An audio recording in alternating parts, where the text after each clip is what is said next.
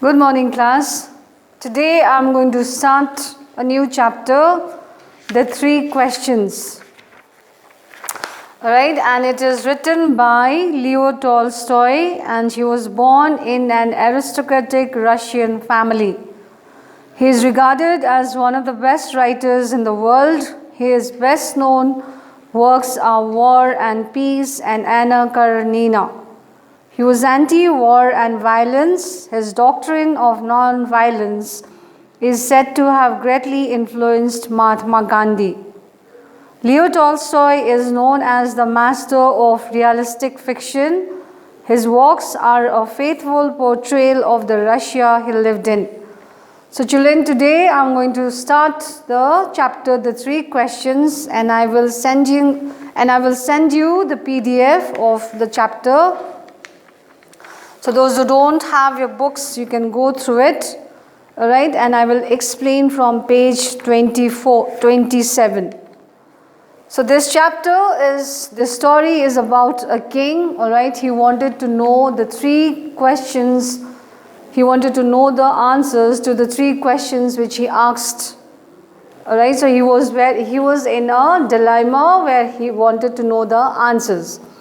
So let us read about a king with 3 questions on his mind and whether or not he received the answers he was looking for. So it once occurred to a certain king that if he always knew the right time to begin everything, if he knew who the right people to listen to were and whom to avoid, and above all, if he always knew what was the most important thing to do, he would never fail in anything he might undertake. So those were the questions which he had in mind, all right, and he wanted to know the answers for it so that he would be more successful, he would be more famous. And this thought having occurred to him, he had it proclaimed throughout his kingdom. Proclaimed means what? To announce it publicly. That he would give a great reward to anyone who would teach him what was the right time for every action. So he had decided, or he proclaimed to everybody, that whoever would help him with the answers, he would give a reward to that person. And who were the most necessary people, and how he might know what was the most important thing to do. So those were the questions which he had in his mind, and he had proclaimed that he would give a reward to the person who would help him with all the answers. And learned men came to the king, but they all answered his questions differently. So when the people heard that the king would give a reward to those people who would answer him, so different people came from different parts of the world, but they were not able to help the king with the correct answer. So in reply to the first question, some said that to know the right time for every action, one must draw up in advance a table of days, months, and years, and must live strictly according to it. So to the reply to the first question, somebody said that the king has to make a timetable, all right, beforehand. So, and he should follow that strictly. So in school we have timetable which we follow it, isn't it? If we do not have timetable in the school, what happens? The school will be not able to run properly. So in that way, the king was asked to make a timetable so that he would follow it. Only thus, they said, they could everything be done at its proper time. So they gave him an advice or an idea that the king need to write. Right? The king was supposed to make a timetable beforehand. Others declared that it was impossible to decide beforehand the right time for every action. So some did not agree. Some said that it was not possible for the king to make a timetable beforehand and write what was going to happen. But that not letting oneself be absorbed in idle pastimes, one should always attend to all that was going on and then do what was most needful. So some people agreed, some did not agree, and they thought that it would just be a waste of time for the king to make the timetable. Others again said that however attentive the king might be to what was going on, it was impossible for one man to decide correctly the right time for every action. So some said that though the king might make the timetable, but it was not possible for him to follow it. Alright? But that he should have a council of wise men who would help him to fix the proper time for everything. So some gave him the ideas that instead of making the timetable, what the king should do, the king should have a council of wise men. That means he should have ministers to advise him so that they would tell him the proper time for everything. I hope children you are understanding.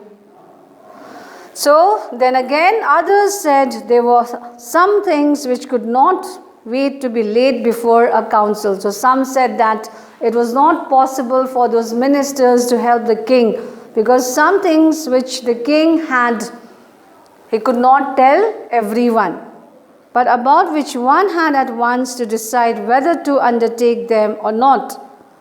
But in order to decide that, one must know beforehand what was going to happen. So one must know beforehand what was going to happen. So it is only magicians who know that. So some said that the person who can predict what is going to happen in future were the magicians. Right? And therefore, in order to know the right time for every action, one must consult magicians. So some said that the people who could help the king with his answers were the magicians because they were the ones who would know what would happen before.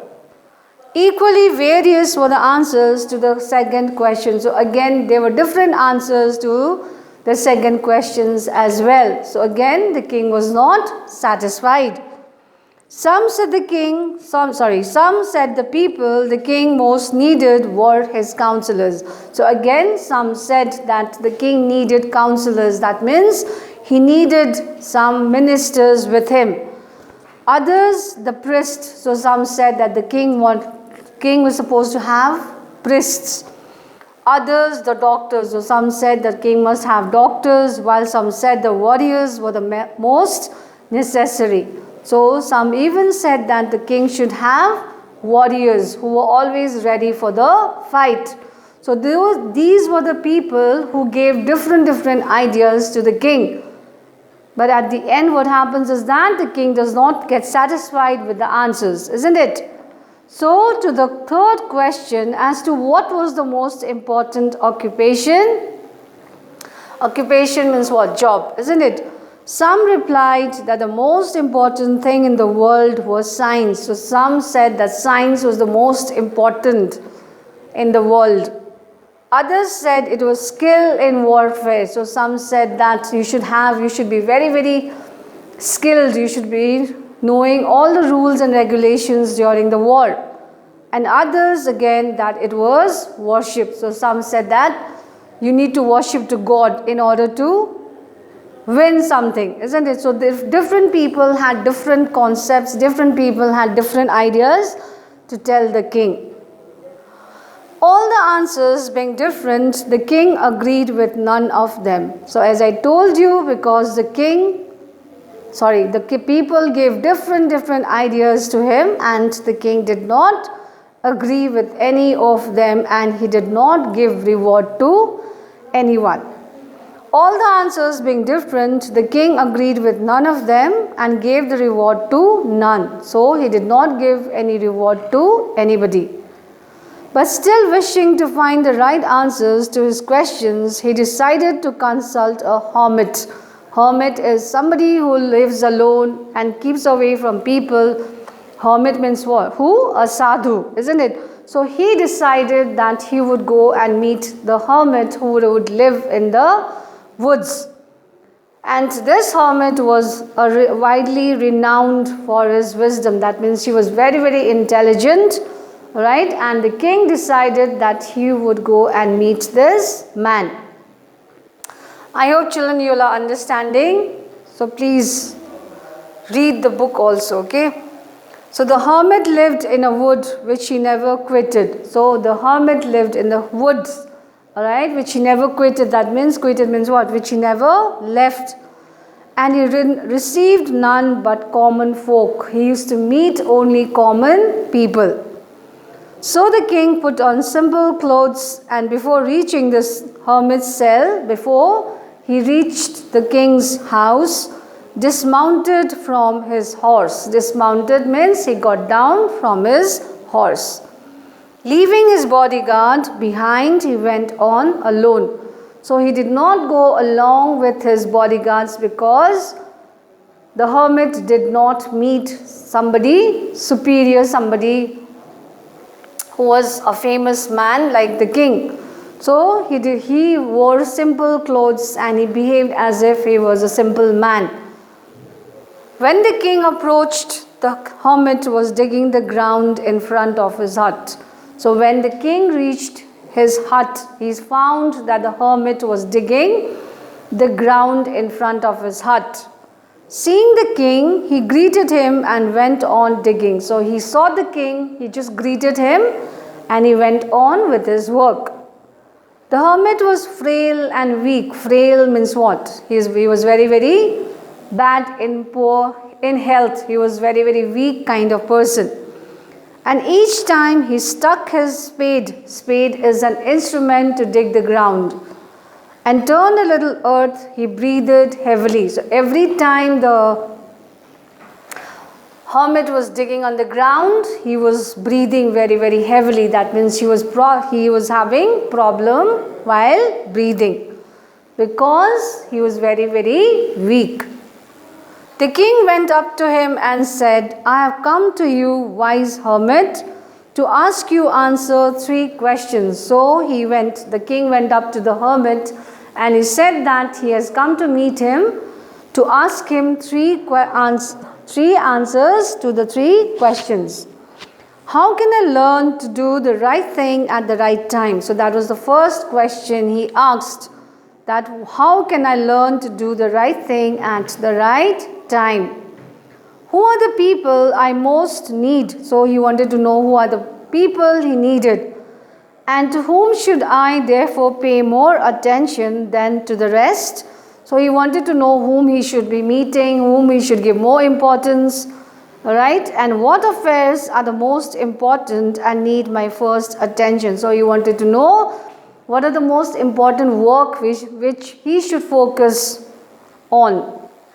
The hermit listened to the king but answered nothing. So the hermit had just listened to the king but he did not answer. You are tired, said the king. Let me take the spade and work a while for you. So the king said to the hermit, since you are tired, give me the spade and let me help you for some time. Thanks, said the hermit, and giving the spade to the king, he sat down on the ground. So the hermit, he gave the spade, that instrument to dig the ground, all right? And he went and sat on the ground. When he had dug 2 beds, so the king, he dug 2 beds, means 2 big holes he made, all right, on the ground.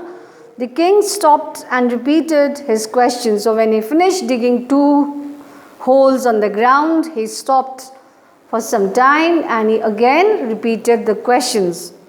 The hermit gave no answer. Again, the hermit did not reply, but rose, stretched out his hand for the spade. So he just got up and he asked the spade back from the king and said, now rest a while and let me work a bit. So he said to the king, saying that you rest for some time and I will do the work for you. So children, please read till page 29 and I will continue with the chapter again in the next class. Till then, take care and be safe. Thank you.